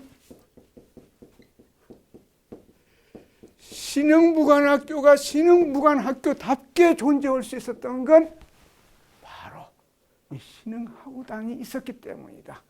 그렇게 얘기해도 돼요. 무관학교 출신자들로 이게 결성이 됐어요. 이 신흥무관학교 출신자들이 여러 지역으로 나가 있는데 삼원포 일대뿐만 아니라 서간도 좀 조선인들이 산다 하는 지역은 대개 신흥하구단 이 사람들이 배치가 돼 있어요. 이 사람들은 졸업 후 2년 동안 무조건 신흥무관학교 정신을 이어받는 그런 활동을 또 벌려야 돼요. 그래서 대개 가장 많이 하는 것은 아까 지옥지어 부민단, 한족회 이런 주민자치조직이 있었는데 이 주민자치조직에서 맨 앞장서 가지고 또 이 주민자치조직에서 각종 연락이라든가 또 자위조직 주민들한테 어떤 일본 접자가 들어온다거나 하면은 그걸 막아줘야죠. 이런 무력을 가진 자위조직 이런 활동을 다 해내는 것은 이 사람들이었어요. 외부 지역 사람들은 그래서 함부로 서간도에 못 들어왔습니다. 말에 한영원 선생이 뭣도 모르고 들어온 건 아니에요. 그 양반은 이미 두만강에서 되게 한번 당했으니까 우리 교민들한테 그 양반이 평생을 두고 꺽꺽꺽꺽 하고 다녔었어요. 채병이라고도 하잖아요. 뭐라고나 요거도 목적을 잘 못 썼어요. 그건 두만강 너머의 독립운동 하는 그 단체를 찾아가려고 하다가 첩자로 몰려가지고 두만강에 빠뜨려 죽이려고 온 거예요. 그래서 간신히 살아났지만 그 병을 얻었어요. 평생을 지니고 다녀. 그런데도 이 양반 또 여기까지 찾아왔는데 또 학생들한테 걸렸어요. 신흥하고 학생, 이 사람들이 이거 못 보던 놈이 왔네. 끼우끼우 됐었네. 해가지고 잡아서 그렇게 팬 거예요. 저 끌고 가가지고. 그걸 이운숙 여사가 알았어요. 그래서 부랴부랴 거기서 좀 몇십 리 떨어지는데 그 지역, 그 꽤 유명한 지역인데 저 연세대 세브란스 제2회 졸업생으로 1위 졸업생으로 유명한 독립군 활동을 하는 의사가 있어요. 그 양반이 그 병원에 있었어요. 그래서 만에 한 영혼을 치료한 거야 또. 하여튼 간에 내 얘기는 이렇게 신흥무관학교 졸업생들, 신흥학운단에 속한 학생들은 지역 자치조직이 계속해서 활동하게끔 역량을 보존하고 그걸 더 크게 하면서 독립운동을 지원할 수 있게끔 하는 그런 역할을 하는 내 중추적인 역할을 했다. 그러면서 또 지교, 분교, 신흥무관학교, 신흥학교죠. 지교, 분교를 지역마다 세우는 거예요. 초등학교 수준. 이것은 자료가 맞는지는 모르겠는데 10리, 20리마다 다 초등학교 하나씩을 세웠다. 이렇게 되어 있어요. 그래서 기본교육을 우리 주민들이 다 받을 수 있도록. 그 선생의 대부분은 어디 사람들이냐? 여기 사람들이에요. 그러니까 신흥하구단 이게 있었기 때문에 신흥무관학교가 정말 제대로 일을 할 수가 있었던 거다. 이렇게 또 얘기할 수가 있어요.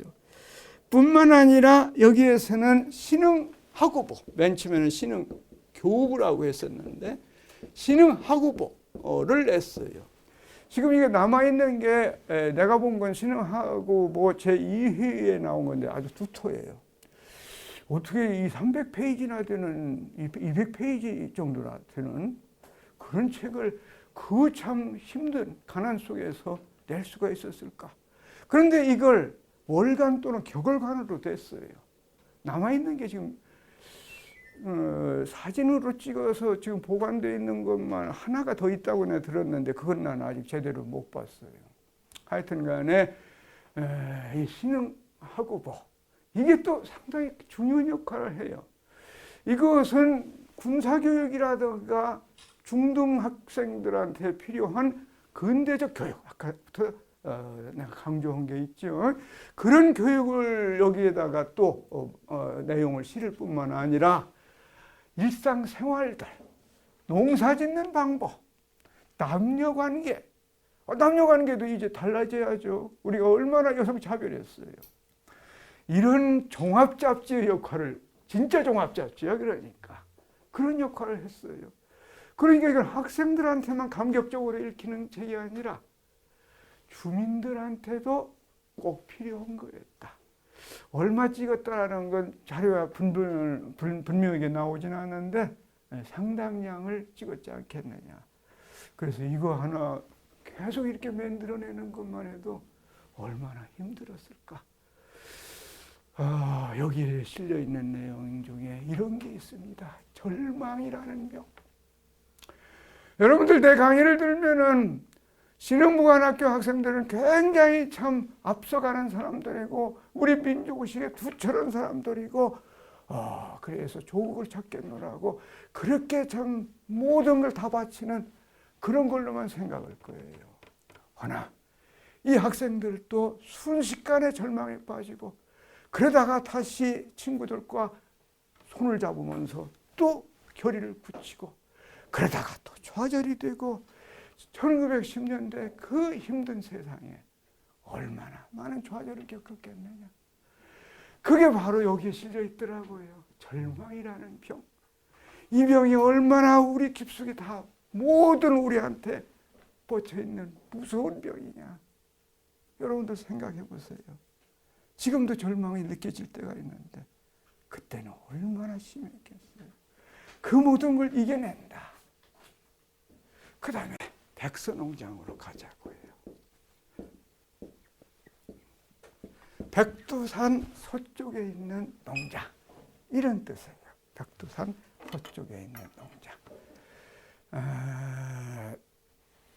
아까 맨 처음에 내가 얘기를 꺼낼 때 독립운동 기지 건설 운동이라는 얘기를 꺼냈고, 그 독립운동 기지를 만드는 가장 중요한 목표는 일본이 언젠가 중국이나 또는 러시아, 미국과 싸울 텐데 그때 우리도 군대를 끌고 일본에 선전포고를 해서 싸우자, 이렇게 목적을 세웠다, 이런 얘기를 한 바가 있어요.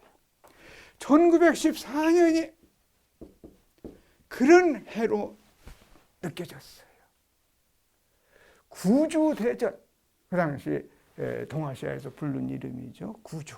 유럽에서의 대전, 다 아다시피 제1차 세계대전이 드디어 일어난 거예요.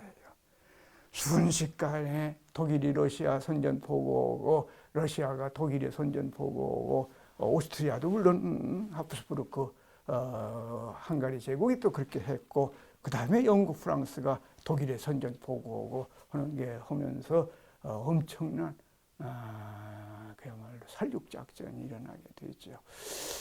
그때 우리 독립운동 하던 분들, 특히 신흥무관학교에 있는 젊은 학생들, 졸업생들, 갓 졸업한 사람들, 이 사람들은 뛸 듯이 기뻤어요. 우리한테 드디어 기회가 왔다.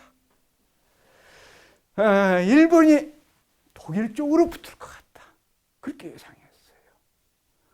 근데 일본이 고심을 참 많이 했어요. 어느 쪽으로 붙을 거냐. 이기는 쪽으로 붙어야겠는데 어느 쪽이 이길지는 모르겠지만, 그러다가 독일 쪽이 아니고 연합국 쪽으로 붙었어요. 동맹 쪽이 아니라, 동맹국 쪽이 아니라. 그런데 처음에는 우리 독립운동하는 사람들로서는 독일로 붙을 줄 알았죠. 성격이 비슷하니까 일본하고 독일이 군국주의적인 성격이 강하고 하니까 글로 붙을 거다. 그래가지고 이제 우리가 무력을 어떻게 집중시켜가지고 일제와 싸우자 하고 의기가 충천돼서 나서려고 하는데 지금 얘기대로 그렇게 돼버린 거예요. 큰일 났다 이거. 나이 먹은 분들, 신흥무관학교 교관들, 교사들, 부민단 지도자들, 이런 분들이 볼 때는 저 의기충천했던 학생들이 이제 푹 꺼져 들어가고 절망을 맞이할 텐데, 그러면은 우리 어떻게 되느냐 이 말이야. 저 청년들이 끝없는 절망 속에서 어떻게 헤어나올 수가 있겠느냐. 그러면서 생각을 해낸 게, 인적을 찾아볼 수가 없는 심산유곡으로 들어가가지고 제2군영을 설치해서 거기서 군사훈련을 받도록 하자. 모든 정열을 거기다 쏟도록 하자. 이런 생각을 해냈어요. 그러면서 1915년에 거기에다가 군영을 설치한 거예요. 소베차. 한 번은 가봤는데 그게 진짜 맞는 건지는 확실치는 않아요. 지명대로는 거기를 갔는데 정말 거기 어디다 세웠는지는 아무도 알 수가 없었어요. 그 이후로는 합리화도 못 들어가는 파이니까 거기는 더더군다나 군사지역으로 묶여 있어요. 그렇게 고독한 지역이에요. 하여튼 못 들어가서 더 알 수가 없는데 백두산 흘러 글로 온다고 그래요. 거기에다가 했지만 처음 입교생도 적지 않았어요. 380명이라고 여기 그렇게 써놨지. 380명인가? 기록에 그렇게 나와요. 이 당시까지 신흥무관학교를 졸업한 학생들, 그리고 일부 분지교회에서 훈련받은 학생들, 이 사람들이 일로 왔다. 그 숫자가 이 숫자다라고 생각할 수 있어요. 여러분들 적은 숫자가 아니에요. 그 당시로 봐야 돼요. 그 당시에 1년에 몇 명 신흥문관학교에서 배출했겠느냐. 뭐 4, 50명. 많으면 그보다 약간 더 많이. 이렇게 생각할 수밖에 없는 거예요. 하여튼 간에 이렇게 많은 학생들이 집결했다. 이것도 참 대단한 건데. 대단한 거고 이 안에는 정말 먹을 게 없어요. 그러고 풍토병 같은 게 훨씬 심하다 이 말이에요. 심산유국이라 나와서 새로 전부 풀도 베고 나무도 베고 하면서 군용 설치해서 거기서 훈련을 받는 거라 나와서 처음 얼마 동안은 참 장하게 훈련받았지만 많은 사람이 병들어 쓰러지고 그랬어요. 그래도 3.1운동이 일어날 때까지 버텼어요. 이 사람들이. 그게 어디서 나오는 끈기, 용기, 투지냐. 내가 이 대목을 쓸 때도 이건 알 수가 없어요. 우리가 홍군, 모택동 군대가 강서 소비에트에서부터 시작돼가지고 만리장정, 이만리장정이라고도 얘기하면서 끝없이 참 설산도 그리고 모래바닥도 짐승들이 우글거리는 도도 수토 지역도 하면서 저 연안 지방까지 오는데 그렇게 참 고통을 타격했다. 거기서 15만 정도가 출발했는데 10만 이상이 죽었다. 이상하게 모택동 이 사람들은 건강이 좋았어요. 죽을래는 몇 번 죽을 뻔해도 살아났고. 어쨌든 간에 나는 그 사람들이 연상한테요. 그러면서도 버텨낸 사람들. 이 사람들이 마지막에 몇 명 있는지는 기록에는 안 나오지만 하여튼 버텨냈어요. 이게 나중에 인정이 됩니다. 3.1운동이 나니까 중앙본부에서 이제 호출을 했어요. 다 내려와라 해가지고 이제 내려오게 됐지만 장주 김동삼 이분이 그 이후에 만들어지는 여러 독립운동단체에서 얼마나 중요한 역할을 하느냐. 또 1923년에 독립운동 모든 세력들을 규합하기 위해서 상해에서 임시정부가 문제가 있다 생각해가지고 상해에서 민족 대표회의를 열 때 그때 의장이 바로 김동삼입니다. 부의장이 안창호고 이 정도로 이 김동삼이 인정받는 건 바로 이 백선홍장에서의 장주기 때문에 그래요. 또 그 밑에 있는 여러 사람들 그분들도 다음 시간에 얘기할 독립운동 많은데 나타나는 그런 분들입니다. 이제 3.1운동 마지막으로 넘어가죠. 3.1운동의 그 결과물 중에 하나는 여러 가지가 있지만 참 많죠. 무엇보다도 우리는 배워야 산다, 배워야 한다. 바로 이 독립운동, 기지건설운동에 참여한 사람들이 항상 외쳤듯이 국내에서도 그게 여러 가지 일어납니다. 일제한테 이렇게 우리가 몹쓰게 차별받고 뭐라고 할까 그렇게 인간 취급을 못 받는 그렇게 형편없는 걸로 일제한테 당하는 이런 것도 다 우리가 못 배워서 그런 거다 하면서 3.1운동 이후부터 새로운 교육운동이 일어나잖아요. 하여튼 그 중에 하나로는 이제 독립운동을 본격적으로 벌리자. 이러면서 이 신흥무관학교 합리화 가지고는 안 되겠다. 왜냐하면은 삼원포에서 그 일대에 만주 각지에서 뿐만 아니라 국내에서도 계속 넘어오는 거예요. 기록에도 그게 나와요. 일제 기록에도 보면은 압록강 넘어오다 걸린 놈들 하는 식으로 나오지요. 하여튼 간에 김원봉, 약산 김원봉 나중에 의열단의 중추가 되는 이 사람들도 여기로 다 넘어오는 거예요. 우리도 군사교육 받아서 일본과 본격적으로 싸우자. 그런 게 대단할 수밖에 없었어요. 하여튼 간에 이때 삼원포 고산자 일대는 완전히 한국 사회였다. 일제는 뭐 워낙 멀리 떨어져 있고 중국 환원도 감히 어떻게 허지를 못했다. 뭐 그렇게 나오고 그래 기록에. 어쨌든 간에 본 학교를 이제 고산자에 세우게 돼요. 거기 교장으로 저 다음 시간에 이준식 관장, 이준식 박사가 바로 그분의 저 의손인데 외할아버지가 지청천 장군이죠. 그 지청천 이 양반이 일본군 장교 중위했을 거예요. 탈출해서 들어오게 되고 뭐 그 양반 말고도 김경천 또 다른 분들 이범석이는 저 운남 강무당에서 교육받아 가지고 또 여기까지 오게 되고 그래서 새로 교사들 무관교사지 이 사람들도 보강이 되고 하게 돼요. 뿐만 아니라 괴대무자에서 신흥무관학교 분교가 생기고 합리화는 분교고 이러면서 신흥무관학교가 대단한 활동에 이제 들어가서 신흥무관학교 졸업생의 대다수는 사실은 이때 나옵니다. 우리가 숫자가 몇 명인지 모르는데 3,000명이 넘는다, 3,500이다. 나는 좀 불확실하다고 봐요. 2,000명이 넘는 건 맞다고 보는데 하여튼 간에 1,000명 이상이 이때 사람들이다.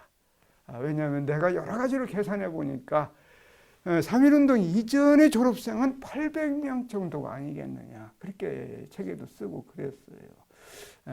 그러니까 3.1운동을, 이 3.1운동이 얼마나 우리한테 엄청난 감동, 각오, 결단 이런 걸 갖게 했느냐라는 걸 또 보여주는 예죠. 바로 신흥무관. 그런데 일제가 가만히 있지 않게 되죠.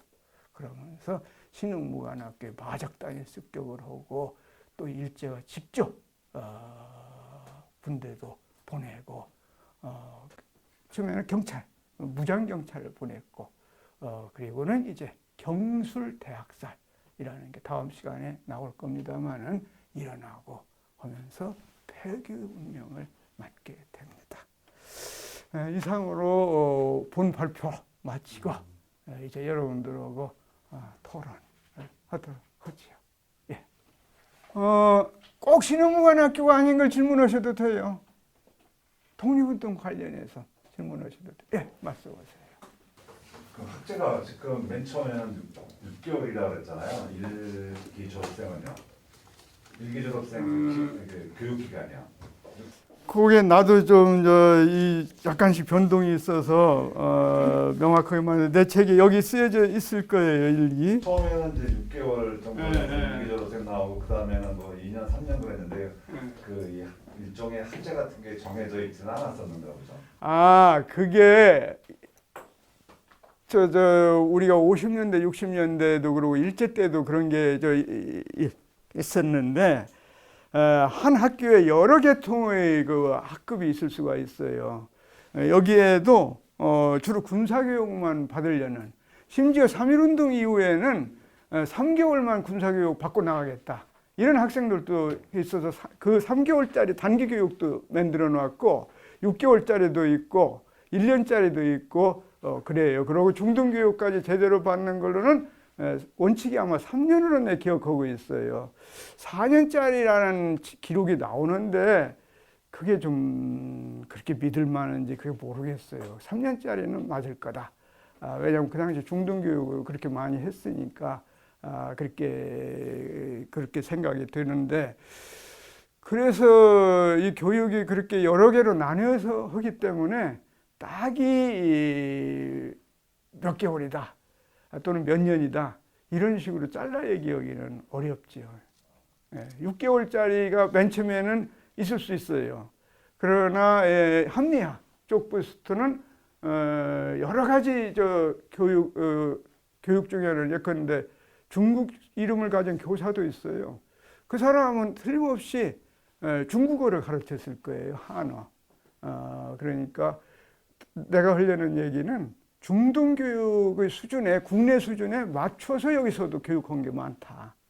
그럼과 동시에 군사교육을 특별과에서 받게 했고, 그건 이제 속성과 비슷한 결로 1년이나 2년짜리가 있겠죠.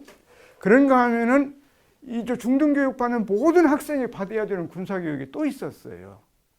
그런 걸로 나누어져 있었기 때문에 딱히 뭐라고 얘기하기는 어렵네요. 그다음에 또 하나 질문이 있는데요. 그 일제가 나중에 뭐 그 만주 쪽으로도 밀정을 많이 보낸 거로 얘기가 나오지 않습니까? 네. 혹시 그런 뭐 신흥무관학교에다가 누굴 보내려고 했다가 뭐 혹시 걸렸다든 그런 기록이 혹시 있습니까? 아까 그저 신흥하구단을 중심으로 해서 자유조직을 강력하게 갖추고 있었다. 상당히 나름대로 강력하게 갖추고 있었다. 그런 얘기를 해드렸는데, 일제가 이 간도 쪽에 대해서는 북간도를 가리켜요. 용정이라든가 연길지방 이 지역은 아주 세밀히 감시를 했는데, 이 서간도 지방은 초기에는 그렇게 잘 몰랐던 것 같아요. 그러나 1915년, 6년 그때는 일제도 일종의 뭐라고 할까 교육 무슨 시찰 비슷한 걸로 해가지고 보낸 게 있고, 그 다음에 첩자 비슷한 식으로 온 것도 있지 않았을까 싶어요. 아까 그 병원이 있었다고 하는 그 지역 이름을 깜빡 잊어먹었는데, 유하연 옆에 있는 현 이름이에요. 그 도시의 일제가 심양에 있는 심양에는 총영사관 비슷한 큰 게 있었고, 그것을 부속기관으로 소규모 영사관을 세웠어요. 분관. 그때쯤 돼서는 여기를 상당히 이제는 감시하게 된다라고 봐야죠. 기록이 나오는데 15년으로 기억이 나는데 조금 틀렸을 수도 있어요. 이 학교 사진 찍은 유일한 것이 그 감시한 그 사람이 가지고 있는 그 기록, 거기에 나오는 거 아닌가 싶어요. 그저 농사 짓는 거 비슷한 식으로 그 학생들이 뭐 하는 게 있어요. 그 사진을 포함해 가지고 간단하게 써놓은 게 있는데, 이시영이 그때는 이시영이가 여기에 안 있었을 것 같기도 한데, 이시영이 얘기가 나오고 그 기록에 여기서 뭘 하는 것 같다. 명확하게 좀 이게 문제가 있는 데고 우리가 가만히 둬서는 안 된다. 이렇게 써놓지는 않았어요. 하여튼 뭐뭐에 관해서 얘기를 들었다. 이렇게 돼 있죠. 신흥무관학교가 그 국문을 닫게 되는 그 폐교가 되는 과정은 어떻게 되는지 잘 좀 궁금하고요. 그 다음에 저기 아까 신흥강습소 만들면서 미국하고 러시아하고 중국하고 뭐 전쟁을 할 것이라고 예상을 했는데, 그분들이 그렇게 성견지명으로 내다볼 수 있고 예상을 그렇게 할 수 있는 근거가 어떤 게 있어서 분석을 해서 그렇게 했는지. 그것은 희망적인 사항도 들어가 있기는 하겠지만 그래야 되는 거 아니냐 하는 점도 있겠지만, 일제가 갖고 있는 일본 제국주의, 대일본 제국주의가 갖는 특징, 가장 중요한 것은 시장과 원료가 굉장히 일제가 문제가 많다라는 거예요. 특히 기름 같은 건 더 결정적이죠. 일본은 석유가 안 나는 나라잖아요. 시장도 굉장히 큰 문제가 있어요. 지금은 일본이 50년대, 60년대 저렇게 엄청난 경제 성장을 해가지고 70년대 초에 세계 경제 제2대국이 된 것은 외부에다 물건을 많이 팔아먹어서 그런 게 아니라 내수 시장이 굉장히 활발했어요. 이 가전제품을 중심으로 해서. 그런데 1945년 이전과 이후의 경제를 보면 기가 막힌 차이가 많은데, 하여튼간 그 이전을 보면은 일본의 시장이, 국내 시장이 제대로 형성이 안 됐어요. 왜냐하면 일본의 농민들, 노동자들, 이 사람들도 한국인보다는 나았지만 지독하게 못 살았다 이 말이에요. 물건을 샀었는데 한계가 있었어요. 그러니까 국내 시장도 빈약했고, 그러니까 더 넓은 시장, 제일 큰 건 중국이죠. 중국. 그리고 자원은 제일 중요한 건 동남아 이쪽이고, 전략적으로는 시베리아도 중요시했어요. 일본이. 시베리아 먹을 계획도 몇 번 짜고 했죠. 하여튼 간에 그런 것 때문에 일본이 계속해서 군사적 팽창, 침략을 할 수밖에 없다라고 생각을 한 거예요. 그게 이제 1차 세계대전 일어날 때 아까 얘기한 그런 예측이 이제 맞는 거 아니냐. 이건 신흥무관학교 관련자들만 그런 주장을 한 게 아니라 예컨대 김규식 이런 양반이 노일 전쟁을 전후로 해서 쓴 글에도 일본 그때는 이제 일본과 러시아의 싸움이지만 앞으로 이 동아시아에서는 계속 풍문이 일어난다는 그런 예측 비슷한 것들이 있어요. 그리고 1910년대, 20년대 갈수록 이제 그런 주장들을 많이들 하게 되죠. 1910년대 말에는 1차 세계대전 끝나면서 일본은 수지 맞은 나라잖아요. 중국에 있는 독일 거 싹 뺏어 먹고 하면서 해군도 아주 그냥 크게 팽창시키고, 그래서 워싱턴 회의에서 초강대국 미국, 영국 다음의 대접을 받는 그런 상황이 또 돼버릴 정도로 일본이 좋았는데, 그러나 결국은 만주사변이라고 불려지는 9.18 침략이 일어났을 때 우리 독립운동 세력들이 훨씬 더 이제는 이게 세상이 달라졌다. 일본과 본격적으로 우리가 싸워야 할 준비로 들어가야 한다 하는 각오를 더 하게 되죠. 그런데 정작 만주에서는 1920년대와 같은 투쟁 방법, 주민들 자치기관을 가지면서 정규군을 갖는 정의부라든가 참의부라든가 다 그런 식으로 활동했던 거잖아요. 그게 이제 안 된다. 그래서 빨산 활동, 양세봉 장군도 게릴라 투쟁을 주로 한 거죠. 대단한 활동. 정말 그렇게 많은 활동을 한 분도 몇 안 되는데, 우익으로는 그런 대단한 분이 있고, 또 좌익으로는 우리가 아는 그쪽이 있고, 해서 만주 활동은 달라져요. 그러면서 중국 관내에서 새로운 활동이 왕성하게 일어나죠. 1932년에 약산이라든가 김규식이라든가 이런 여러 사람들이 대일전선 통일동맹 만든 것도 새롭게 우리가 전선을 만들자. 35년에 민족혁명당을 드디어 만들어낸 것도 바로 우리가 하나의 당 속에 모두가 뭉쳐가지고 일본과 이제는 싸워야 할 때가 될 거다. 그래서 그 당이 만들어지는 거예요. 37년에 중일전쟁이 일어나게 되니까 더 이제는 박차를 가하게 돼서 합치한다. 좌우가 또 합치자. 35년에 한번 해봤는데 곧 실패했고, 37년 이후에 다시 하다가 결국은 41년 2차 세계대전이 일어날 무렵에 임시정부가 통합정부로 출범을 하게 된과 동시에 그 직전이죠. 그러면서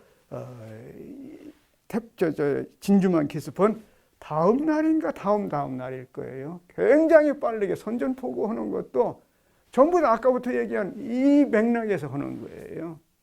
물론 그 선전포고 군대도 별로 없으면서 하면 되냐, 이런 사람이 있는지 모르겠지만 그건 다르죠, 성격이. 맨 처음에 질문한 게 뭐였죠, 근데? 신흥무관학교가 이렇게 폐교하게 되는 그건 아까 얘기를 했는데 또 간단하게만 얘기하죠. 1919년 하반기에 들어가면서부터 사건이 좀 생겨나요. 그 중에는 이 마적단, 그건 일제와 관련이 있는 유명한 마적단인데 장아무개라고 우리 만화책에도 옛날에 등장하고 하던 유명한 자 있어요. 그쪽으로 보고 있는데, 하여튼 마적단이 신흥무관학교 임기석 교감 선생을 납치해 간다든가 하면서 신흥무관학교가 아주 난처한 입장에 이제 빠진다. 일시적으로 휴교, 그건 고산자에 있는 걸 가리키는 거예요. 일시적으로 휴교하고, 그러고 내분이 생겼어요. 그때 또 그런 문제가 생기면 내분이 생기더라고요. 그 다음 해로 기억되는데 5월인가부터 일종의 특수부대를 일본이 좀 만주에 있는 군벌한테 요구해가지고 만들게 돼요. 경찰 부대라고 얘기하는 건데 그것도 대장가가 이끄는 것들이니까 단순한 경찰 부대는 아니죠. 하여튼 이게 신흥무관학교 있는 쪽을 싹 쓸다시피 해요.